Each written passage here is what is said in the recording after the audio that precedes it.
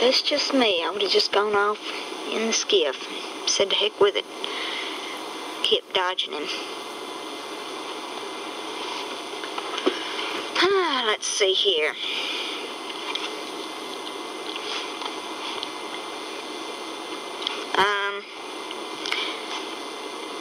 The old man made me go to the skiff and fetch the things he had got. There's a 50-pound sack of cornmeal and a side of bacon, ammunition, and a 4-gallon jug of whiskey, and an old book and 2 newspapers for wadding, besides some tow. I don't know what tow is.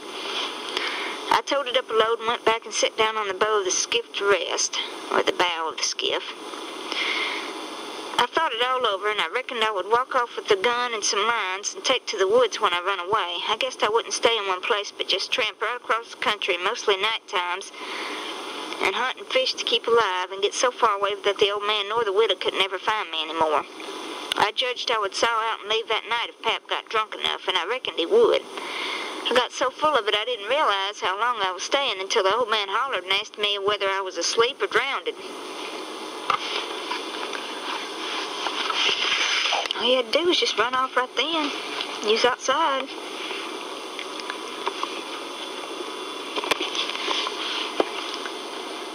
Let's see. I got the things all up to the cabin, and then it was about dark. While I was cooking supper, the old man took a swig or two and got sort of warmed up and went to ripping again. He had been drunk over in town and laid in the gutter all night, and he was a sight to look at. A body would have thought he was at him. He was all over mud.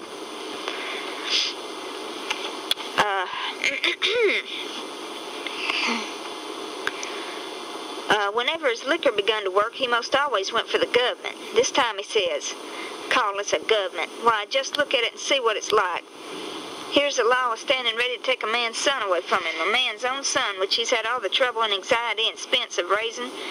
Yes, just as that man has got that son raised at last and ready to go to work and begin to do something for him and give him a rest, the law up and goes for him, and they call that gov'ment. And that ain't all, nother. The law backs that old Judge Thatcher up and helps him to keep me out of my property. Here's what the law does. The law takes a man worth $6,000 and upwards and jams him into an old trap of a cabin like this and lets him go around in clothes ain't fitting for a hog. They call that gov'ment. A man can't get his rights in a gov'ment like this. Sometimes I've a mighty notion to just leave the country for good and for all." Yes, and I told him so. Oh, whoa, there goes the power.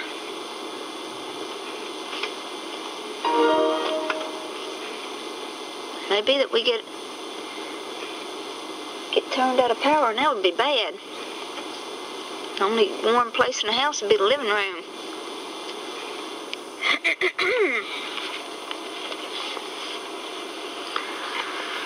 Yes, and I told him so. I told old Thatcher so to his face. Lots of them heard me and can tell what I said. Says I, for 2 cents, I'd leave the blamed country and never come near it again. Them's the very words. I says, look at my hat, if you call it a hat, but the lid raises up and the rest of it goes down till it's below my chin, and then it ain't rightly a hat at all, but more like my head was shoved up through a gin of stovepipe. Look at it, says I. Such a hat for me to wear, one of the wealthiest men in this town if I could get my rights.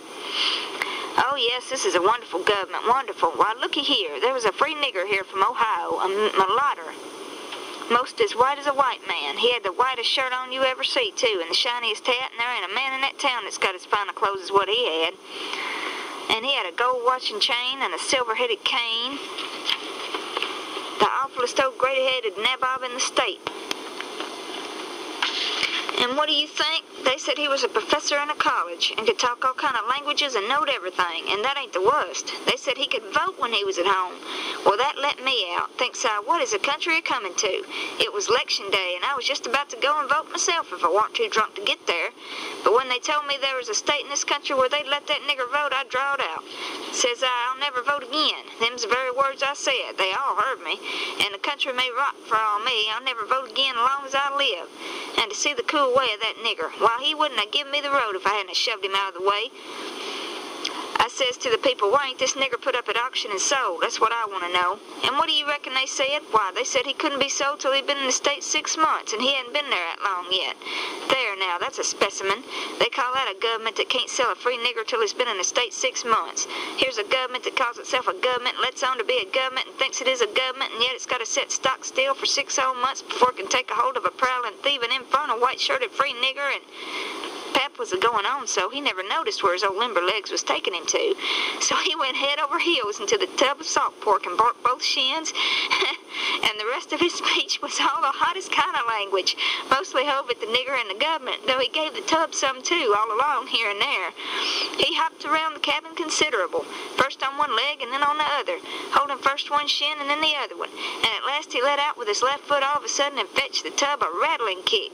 But it weren't good judgment, 'cause that was the boot that had a couple of his toes licking out of the front end of it. So now he raised a howl that fairly made a body's hair raise. And when he went down in the dirt and he rolled there and held his toes, and the cussing he done then laid over anything he had ever done previous. He said so his own self afterwards. He had heard Salberry Hagan in his best days, and he said it laid over him too. But I reckon that was sort of piling it on, maybe. After supper, Pap took the jug, and he said he had enough whiskey there for 2 drunks and 1 delirium tremens. That was always his word. I judged he'd be blind drunk in about an hour, and then I would steal the key or saw myself out, one or t'other. He drank and tumbled down on his blankets by and by, but luck didn't run my way. He didn't go sound asleep, but was uneasy. He groaned and moaned and thrashed around this way and that for a long time. At last I got so sleepy I couldn't keep my eyes open all I could do, and so before I knowed what I was about, I was sound asleep and the candle burning. I don't know how long I was asleep, but all of a sudden there was an awful scream and I was up. There was Pap, looking wild and skipping around every which way and yelling about snakes.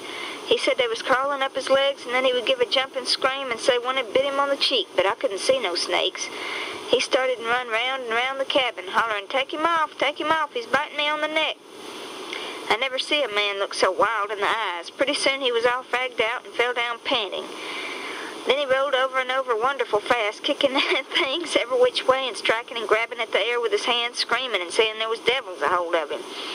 He wore out by and by and laid still a while, moaning. Then he laid stiller and didn't make a sound. I could hear the owls and the wolves away off in the woods, and it seemed terrible still. He was laying over by the corner. By and by he raised up part way and listened with his head to one side. He says very low, tramp, tramp, tramp, that's the dead. Tramp, tramp, tramp, they're coming after me, but I won't go. Oh, they're here, don't touch me, don't. Hands off, they're cold, let go. Oh, let a poor devil alone. Then he went down on all fours and crawled off, begging them to let him alone. And he rolled himself up in his blanket and wallowed in under the old pine table, still a-begging, and then he went to crying. I could hear him through the blanket.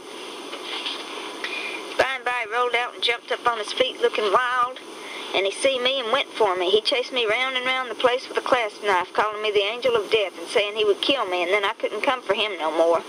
I begged and told him I was only Huck, but he laughed such a screechy laugh and roared and cussed and kept on chasing me up. Once when I got short and dodged under his arm, he made a grab and got me by the jacket between my shoulders, and I thought I was gone. But I slid out of the jacket quick as lightning and saved myself. Pretty soon he was all tired out and dropped down with his back against the door and said he would rest a minute and then kill me. He put his knife under him and said he would sleep and get strong, and then he would see who was who.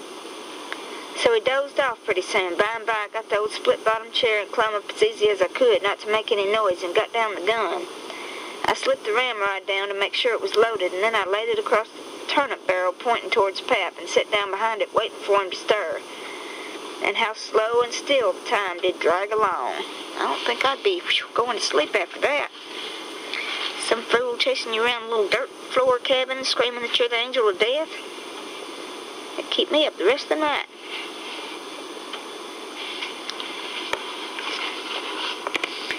Chapter 7, which is entitled, I Fool Pap and Get Away.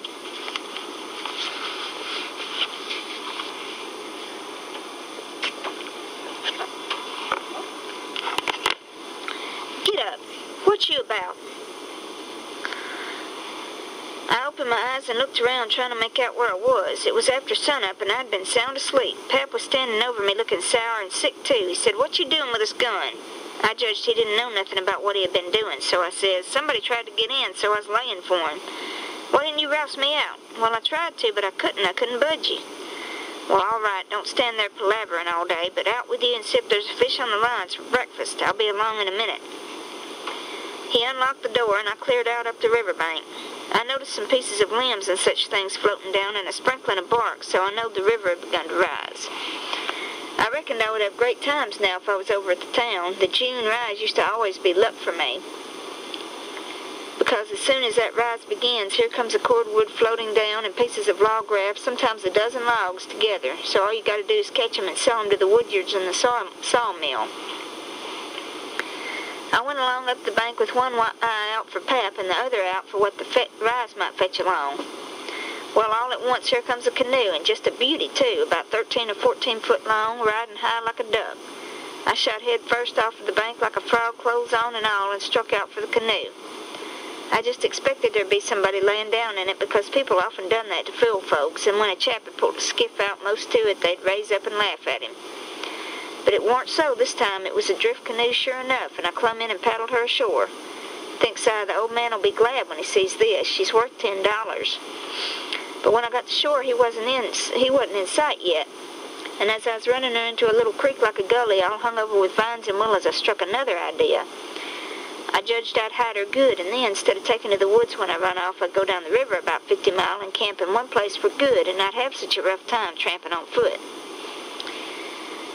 It was pretty close to the shanty, and I thought I heard the old man coming all the time, but I got her hid, and then I out and looked around a bunch of willows, and there was the old man down the path a piece just drawing a bead on a bird with his gun, so he hadn't seen anything. When he got along, I was hard at it taking up a trot line. He abused me a little for being so slow, but I told him I fell in the river, and that was what made me so long. I knowed he would see I was wet, and he would be asking questions. We got 5 catfish off the lines and went home.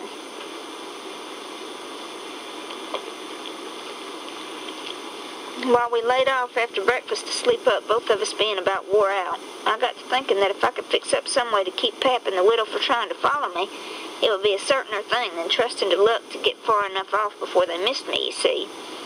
All kinds of things might happen. Well, I didn't see no way for a while. But by and by, Pap raised up a minute to drink another barrel of water, and he says, "Another time a man comes as prowling around here, you rouse me out, you hear? That man warn't here for no good. I'd have shot him. Next time you rouse me out, you hear?" Then he dropped down and went to sleep again. What he had been saying gave me the very idea I wanted. I says to myself, I can fix it now so nobody won't think of following me. About 12 o'clock, we turned out and went along the bank. The river was coming up pretty fast, and lots of driftwood going by on the rise.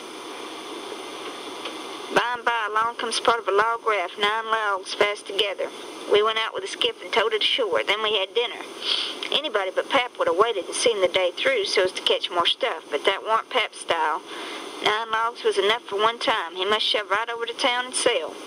So he locked me in and took the skiff and started off towing the raft about 3:30. I judged he wouldn't come back that night, and I waited till I reckoned he'd got a good start. Then I out with my saw and went to the work on that log again. Before he was on the other side of the river, I was out of the hole. Him and his raft was just a speck on the water way off yonder. I took the sack of cornmeal and took it to where the canoe was hid and shoved the vines and branches apart and put it in. Then I done the same with the side of bacon. Then the whiskey jug. I took all the coffee and sugar there was and all the ammunition. I took the wadding. I took the bucket and gourd, took a dipper and a tin cup and my old saw and 2 blankets and a skillet and a coffee pot. I took fish lines and matches and other things, everything that was worth a cent. I cleaned out the place. I wanted an axe, but there wasn't any, only the one at the woodpile, and I knowed why I was going to leave that.